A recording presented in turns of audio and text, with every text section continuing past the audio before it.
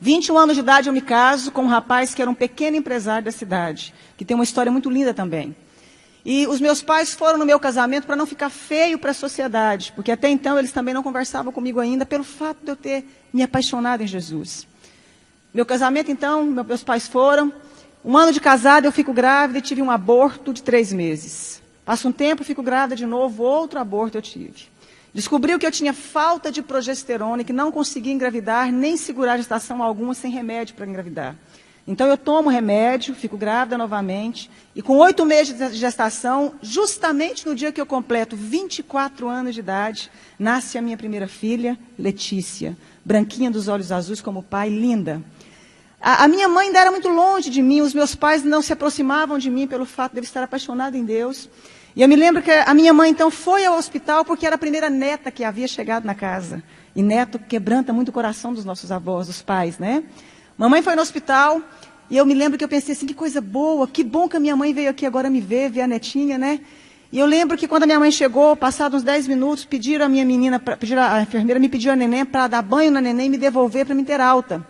A minha mãe, então, sai do quarto, chama a minha mãe, entrega a neném, passa um pouquinho, a minha mãe sai do quarto, chamaram também meu marido, e eu fiquei sozinha. E eu ainda falei assim para Deus, que bom que nada teve que acontecer, porque a minha mãe agora voltou a falar comigo. E ela simplesmente se negava a falar comigo. E eu me lembro que naquele momento, então, entra no meu quarto a chefe da pediatria do Hospital da Mulher em Goiânia. Aquela chefe da pediatria começou a acalentar as minhas mãos como ia me dar alguma notícia. Ela disse, mãezinha, acabou de acontecer uma fatalidade. A sua filha acabou de cair do braço da enfermeira e veio a óbito. Minha primeira filha caiu do braço da enfermeira e veio a óbito. É muito fácil você levar um bebê para casa, mas você levar um caixão é muito difícil, minha querida. Mas eu queria fazer um parêntese aqui e dizer o seguinte, lembra que a minha mãe me falava que eu ia perder um filho como ela havia me perdido para Deus? E eu fazia uma oração que Deus fizesse o que fosse preciso para encontrar o coração da minha família e se revelar a eles. A minha mãe não falava comigo, isso me doía muito. Quando então eu recebo a notícia, minha mãe já havia recebido a notícia na porta do hospital. A minha mãe sobe as escadarias do hospital, entra no quarto e começa a gritar, filha, me perdoa. Filha, eu queria que você tivesse perdido um filho para as drogas, para o mundo lá fora, mas não nessa fatalidade. A minha mãe começa a abraçar as minhas pernas, beijar as minhas pernas. Mas foi a primeira vez que eu vi a minha mãe dizer que me amava.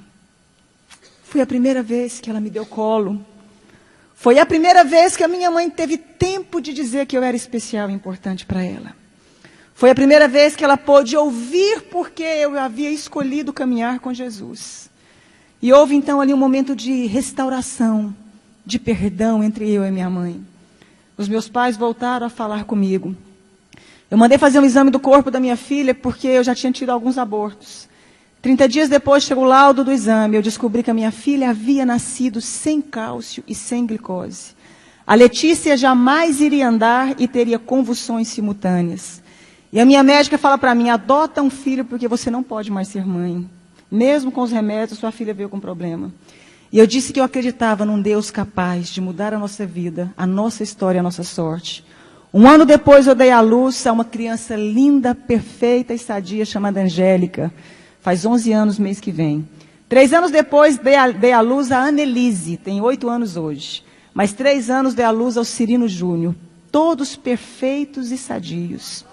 Se eu acabasse aqui a minha história, você já poderia dizer que esse Deus é maravilhoso.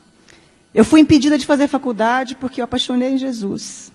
Eu lembro que eu escutava uma frase muito comum, que eu ia casar com um pé rapado e com um Zé Ninguém. Com um homem sem futuro, porque não existiam pessoas prósperas no meio que eu convivia. Me casei com meu esposo, ele era um pequeno empresário de fato. Veio o plano real naquela época, os meus pais perderam tudo. A minha irmã, que doutorou na Itália, foi trabalhar, não deu conta de exercer a profissão dela. Os meus irmãos todos ficaram desestruturados junto com os meus pais. E Deus levanta o meu marido com grande prosperidade. Deus começou a honrar um rapaz que até hoje tem a 4ª série colegial. E é considerado o maior empresário no ramo de carro no estado de Goiás. Deus começou a honrar o meu esposo de uma forma sobrenatural. Eu que não tive como me formar, fazer o meu curso superior. Comecei, então, a pedir a Deus que me ensinasse a mexer com o nosso ramo de atividade. Então, comecei a trabalhar com carro com meu marido. Hoje nós temos um grupo de 4 empresas de carro. Temos uma fábrica que eu desenho, sonho com os modelos das roupas, acordo e desenho, fabrico, tem uma grife com meu nome.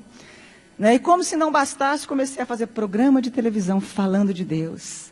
Falando de como sai de crise. Falando de como superamos os momentos difíceis da vida. E aí, autodidata ainda, Deus achou que não estava bom, me fez virar escritora. Tenho 35 livros escritos, 7 deles editados, né?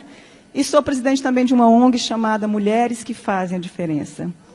Eu pude entender algo na minha vida, que quando a gente acha que a gente não é ninguém, e que não tem como mais resolver a nossa história, existe um Deus capaz de fazer um milagre na sua vida.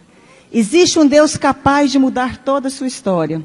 Para terminar, os meus pais, quando perderam tudo, vieram trabalhar para nós. Meu pai trabalhou como meu motorista há muito tempo. Agora eu dei um caminhão para ele trabalhar na cidade do interior, cuidando de frete. A minha mãe é a chefe da minha fábrica. Os meus irmãos um tempo trabalharam conosco. Todos eles vieram trabalhar conosco. Deus, meu pai um dia chorando me disse, um dia eu te disse que Deus mudasse a sua história. Mas eu não imaginava que eu fazia parte dela. E eu quero dizer uma frase para você. Dentro do nosso tema. A pessoa que é covarde, ela não tenta fazer nada na vida. O fracassado, ele não termina. E o vencedor não desiste. Você nasceu para vencer.